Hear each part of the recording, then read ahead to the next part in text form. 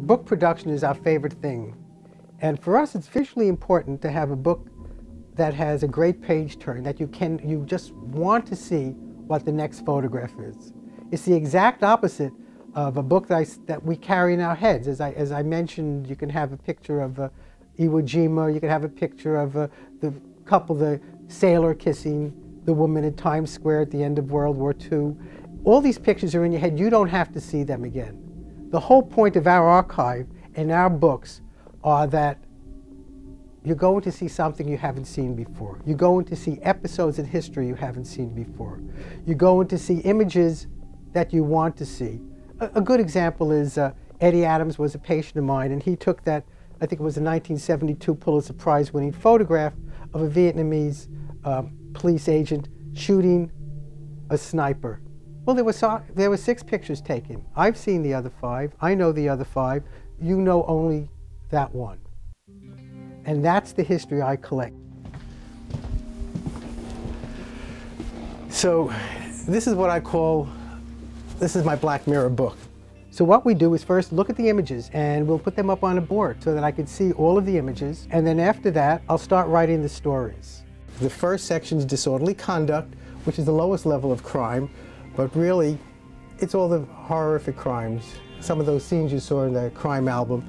The second section is blind hatred, which has to do with racism, anti-Semitism, man's inhumanity to man. So blind hatred has some spectacular pictures there. Ordained justice, which is government punishment, and then capturing defiance has to do with the revolution. So therefore you have, the Cuban Revolution, the German Revolution, events like that. And the Mexican Revolution, yes. Fabulous. And this is, of course, Strange Fruit, which is the title of my book on lynching in America.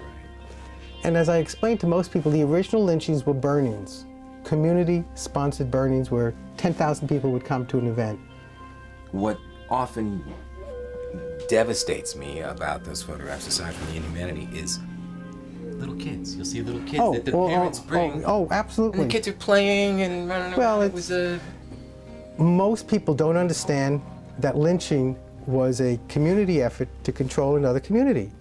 So it became a public event. And you could see that. I mean, no one said, let's stop it. And they're all there with a match. Then legal homicide have all the ways of execution, which is firing squad, American soldiers killing a German general, the guillotine, the electric chair, hanging, the last public hanging in the United States, the garrote, beheading, crucifixion, death by 1,000 cuts, and harikari, judicial harikari.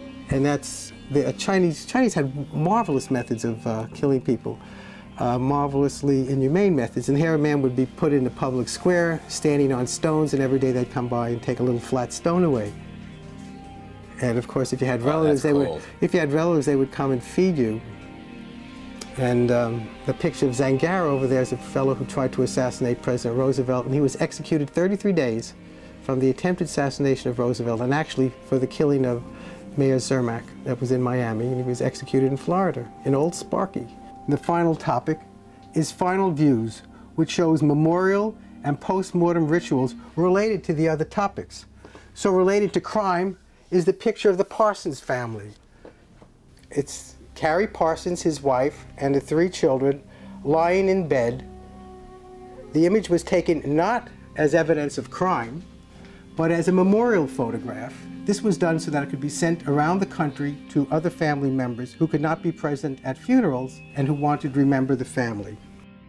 I collect what you haven't seen, the scene behind the scenes, and that's what Black Mirror is.